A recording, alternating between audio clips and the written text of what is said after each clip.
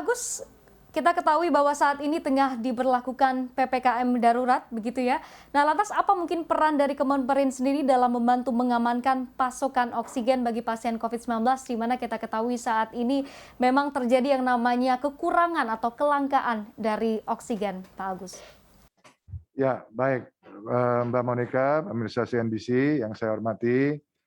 Jadi kita terus-menerus Kemenperin menjadi bagian yang tidak terpisahkan dari pemerintah untuk membantu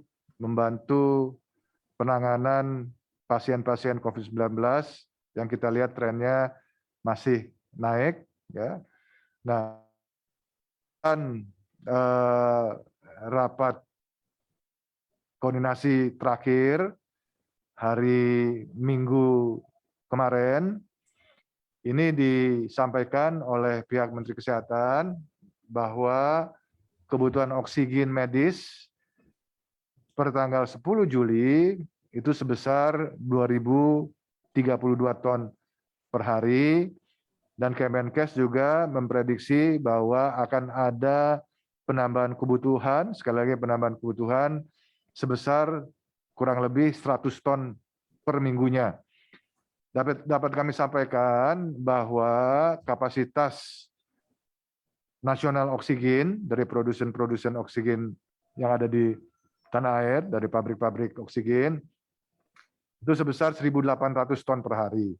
Sekali lagi 1.800 ton per hari, dan kami Kemenperin selain itu juga sudah berhasil menambah atau mengamankan tambahan pasokan oksigen di atas 1.800 tadi sebesar 750 ton per hari. Dengan demikian persediaan oksigen untuk kebutuhan medis saat ini sebesar 2.600 ton per hari, dan sampai hari ini sebetulnya masih cukup untuk menopang kebutuhan oksigen medis itu sendiri. Nah, namun memang Mbak Monica, para pemirsa CNBC, untuk keberhasilan memenuhi kebutuhan oksigen bagi para pasien COVID-19 itu juga diperlukan adanya cukup fasilitas logistik atau fasilitas distribusi.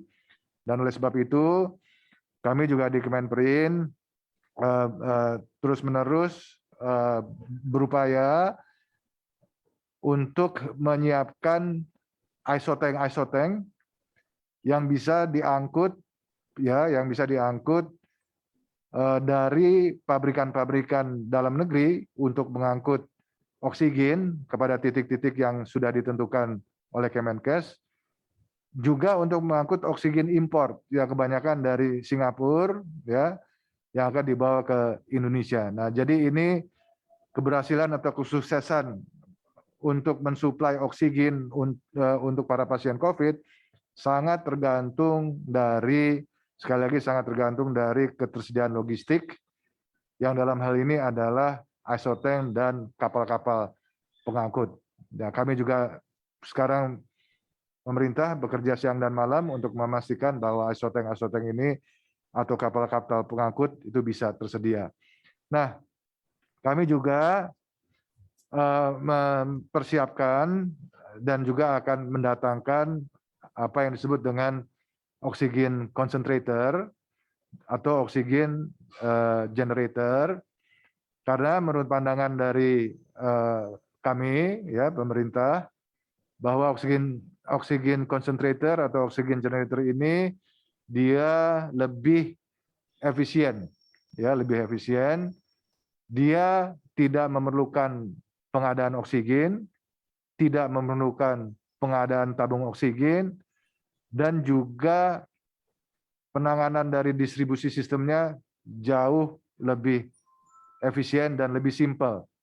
Nah, oksigen concentrator ini nanti akan diarahkan ya oleh pemerintah melalui Kemenkes untuk membantu pasien-pasien yang non-ICU, pasien-pasien yang non-ICU, yang isolasi, sehingga apa? sehingga oksigen yang tadi saya sudah sebutkan sebelumnya, 1.800 ton kapasitas nasional per hari, dan tambahan 750 ton, ya itu baik dari industri-industri non produsen oksigen dan juga impor, itu bisa cukup untuk membantu pasien-pasien yang sedang dalam ICU atau pasien-pasien yang dalam kondisi dalam tanda petik parah. Nah, Mbak Monica juga pemirsa CNBC, di sisi lain juga kami telah mempersiapkan agar industri dalam negeri bisa segera memproduksi oksigen concentrator.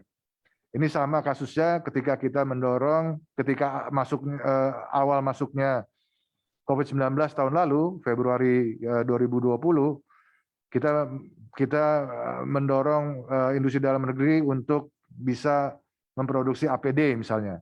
Kemudian juga kita mendorong industri dalam negeri untuk bisa memproduksi ventilator, ya, baik itu ventilator yang low grade yang dipakai di emergency room ataupun ventilator yang high grade yang dipakai di ICU. Dan alhamdulillah sekarang kita Indonesia sudah mempunyai produsen ventilator high grade, yaitu yang diproduksi oleh PT YPTI yang ada di Jogja. Nah, ini juga kami lakukan untuk oksigen concentrator, Mbak Monica. Ya, kami sudah mendapat informasi dan kami juga sudah berkoordinasi dan akan kami kawal terus-menerus bahwa Universitas Gunadarma itu sudah mempunyai prototipe dan kami sudah berkoordinasi dengan Pak Menkes dan uji klinisnya ini akan dipercepat agar supaya prototipe yang diproduksi oleh Universitas Gunadarma ini bisa segera kita produksi secara masif dan nanti kita bisa saja melakukan business matching ya dengan perusahaan-perusahaan industri besar ya karena pasti ada keterkaitannya dengan investasi. Nah juga YPTI perusahaan yang sama yang sudah berhasil memproduksi ventilator high grade untuk ICU ini juga sedang membangun oxygen concentrator. Ini dalam waktu dekat akan bisa selesai prototipenya. Yang ingin saya sampaikan di sini, Mbak Monica dan pemirsa CNBC, kami upayakan sedemikian rupa semuanya ini bisa dipenuhi oleh industri dalam negeri. Karena apa? Karena memang arahan Presiden kepada kami di kabinet yaitu adalah mewujudkan Indonesia sebagai negara yang mandiri di bidang ekonomi.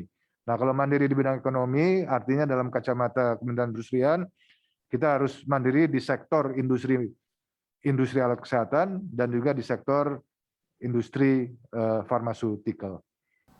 Baik, terima kasih sekali atas waktu dan juga pastinya pencerahan dari Anda, Pak Agus Gumiwang Kartasasmita, yakni Menteri Perindustrian Republik Indonesia. Salam sehat dan juga pastinya salam sukses selalu untuk Anda, Pak. Semoga industri nasional kita akan semakin maju lagi ke depannya.